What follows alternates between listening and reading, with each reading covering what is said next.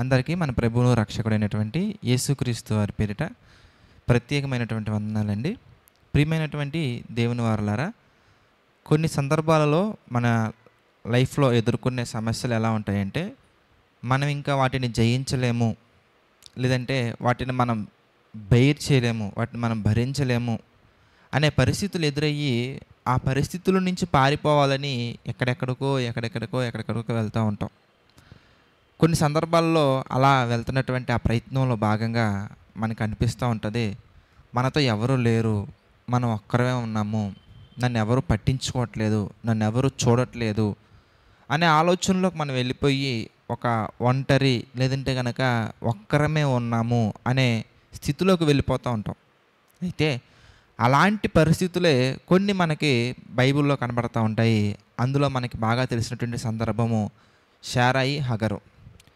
Hugger లైఫ్లో కూడా శారాయి పెడుతున్నటువంటి శ్రమను చూసి శారా యొక్క ట్రీటింగ్ వే, ఆమె హగరుని ట్రీట్ చేసే వేని తలుచుకొని హగరు పారిపోవడం జరుగుతుంది.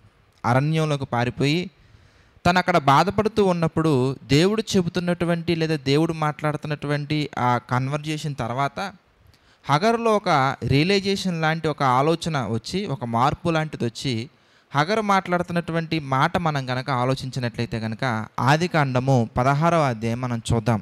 ఆదికాండము 16వ అధ్యాయం మనం చూస్తే కనుక 13వ వచనం మనం చూస్తే, అది చూచుచున్న దేవుడవు నీవే అను పేరు తనతో మాట్లాడిన యెహోవాకు పెట్టెను. ఏలయనగా నన్ను చూచిన వాణ్ణి నేనిక్కడ చూచితిని కదా అని అనుకొనెను. చూసారా, ఈమెను చూసినటువంటి వాణిని అక్కడ చూశాను కదా అని ఆమె అనుకుంటున్నారు. అంటే మీరు ఆలోచించినట్లయితే దేవుడు ఎల్లప్పుడూ చూచుచున్న దేవుడే. ఆయన ఎప్పుడు మనతో ఉండి మన స్థితులను, మన పరిస్థితులను గమనించే దేవుడే. అయితే మనం దేవుణ్ణి చూడాలి కదా. మనం దేవుణ్ణి చూడనంత వరకు ఆయన మనల్ని చూస్తున్నారనే విషయం మనకు అర్థం కాదండి. వన్స్ మనం కూడా దేవుని వైపు చూసి, ప్రభువా నా పరిస్థితి ఇలా ఉందయ్యా, నా స్థితి ఇలా ఉందయ్యా, మరి నా పరిస్థితులను మీరు మార్చండి అయ్యా, ఈ పరిస్థితులను జయించే శక్తిని దయచేయండి, ఈ కష్టాలను జయించే శక్తిని దయచేయండి అని మనం దేవుని వైపు చూసి దేవుణ్ణి చూస్తూ కనుక మనం ప్రార్థన చేయగలిగితే, దేవుణ్ణి చూడటం అంటే ఆయన ఏ ఊరిలో ఉన్నారు, ఏ మార్కెట్లో ఉన్నారు అలా కాదండి.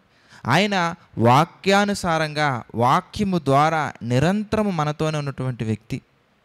మనం కనుక బైబిల్ని చదివినట్లయితే దేవుని యొక్క ఆలోచనలను గ్రహించగలం. ప్రార్థన చేసినట్లయితే దేవునితో మాట్లాడగలం.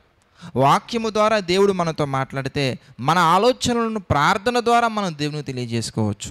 కానీ మనం ఏం చేస్తూ ఉంటామంటే సమస్య నుంచి పారిపోవడానికి ప్రయత్నం చేస్తాం తప్ప సమస్యను సతమతమయ్యేలా చేసి సమస్యను మన దగ్గర నుంచి దూరం లేకుండా సమస్యను మొత్తాన్ని అంతం చేయగలిగినటువంటి శక్తి కలిగినటువంటి దేవుని వైపు మనం ఎప్పుడూ చూడమండి. ఇంకో హాగరు వలె తన లైఫ్లో వచ్చిన పరిస్థితులను బట్టి పారిపోయిందే తప్ప, తన లైఫ్లో వచ్చిన పరిస్థితులను బట్టి అరణ్యంలోకి వెళ్ళిపోయారు తప్ప ఎప్పుడు కూడా దేవుణ్ణి చూస్తున్నట్టుగా మనకు కనిపించదు.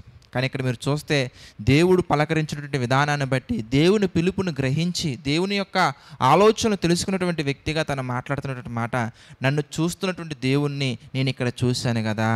మరి మన జీవితంలో మనం కూడా దేవుడు ఎల్లప్పుడూ మనల్ని చూస్తూనే ఉన్నారు. సేవకుల ద్వారా, ఇలాంటి డివోషనల్ వీడియోస్ ద్వారా ఎన్నో రకాలుగా దేవుడు మనల్ని పిలుస్తూనే ఉన్నారు.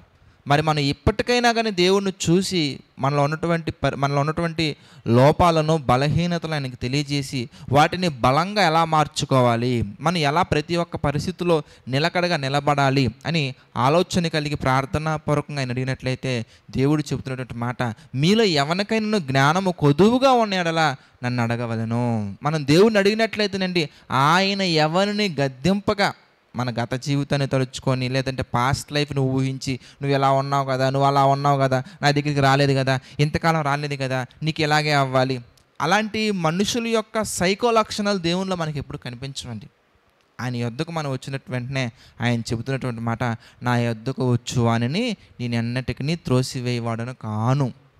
ఆయన ఎప్పటికీ త్రోసివేసే వ్యక్తి కాదండి. మనం వెళ్ళి ఆయన అడగగలగాలి, మనం ఆయనతో మాట్లాడగలగాలి, ఆయన మనసు గ్రహించగలగాలి, ఆయన ఏం చెప్తున్నారో వినగలగాలి, విని అంగీకరించగలగాలి, అంగీకరించి క్రియలలో పెట్టగలగాలి. అలా మనం చేయగలిగితే ప్రియులారా, మన దరిదాపుల్లోకి ఏది కూడా రాకుండా, ఒకవేళ వచ్చినా కూడా అదే మన దగ్గర నుంచి పారిపోయేలా చేస్తారు తప్ప, సమస్య మన దగ్గర నుంచి పారిపోయేలా చేస్తారు తప్ప, మనం సమస్యను చూసి తిరిగి పారిపోయేలాగా ఎప్పుడు ఆయన చెయ్యరు. అలా చేసిన దాఖలాలు బైబిల్లో మనకి ఎప్పుడు కనిపించం.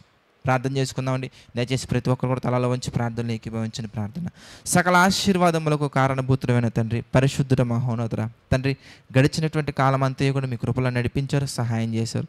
అందును బట్టి మీకే మహిమ, ఘనత, ప్రభావాలు చెల్లించుకున్నాం తండ్రి. దేవా, ఈ ఉదయకాల సమయమున మీ మాటలు ధ్యానించడానికి, మీ మాటలు మా తండ్రి గ్రహించడానికి మీరు మాకు సహాయం చేశారు తండ్రి. ఈ డివోషన్స్ని తండ్రి రికార్డ్ చేస్తున్నప్పుడు కానీ తండ్రి, అనేక మందికి తెలియజేస్తున్నప్పుడు కానీ తండ్రి, ఎవరెవరైతే సహకారులుగా నిలబడుతున్న ప్రతి ఒక్కరిని తండ్రి దీవించండి, ఆశీర్వదించండి. ప్రభా, మీ చిత్త ప్రకారంగా తండ్రి ప్రతి ఒక్కరిని బలపరచండి తండ్రి. ఈ డివోషన్స్ని తండ్రి చూచుట మాత్రమే కాకుండా తండ్రి, విని వాటి ప్రకారంగా నడుచుకున్నట్టు మాత్రమే కాకుండా తండ్రి, అనేక మందికి ఎవరెవరైతే షేర్ చేస్తున్న ప్రతి ఒక్క బిడ్డను మీరు జ్ఞాపకం చేసుకోండి, దీవించండి, బలపరచండి తండ్రి. మీ చిత్తమైతే మేమందరం మరలా కలుసుకునే ధన్యతను అనుగ్రహించండి. దీనుడు నా ద్వారా తండ్రి ఎంతో గొప్ప పరిచయను జరిగిస్తున్నందుకు కృతజ్ఞతాస్తుతులు చెల్లించుకున్నాం దేవా తండ్రి. సమస్త మహిమ, ఘనత, ప్రభావాలు మీకే చెల్లించుకుంటూ మా ప్రభువును రక్షకుడైనటువంటి యేసుక్రీస్తు వారి పేరిటి ప్రార్థన అడిగి వేడుకొనుచున్నాము తండ్రి. ఆమెన్. అందరికీ వందనాలండి. God bless you all.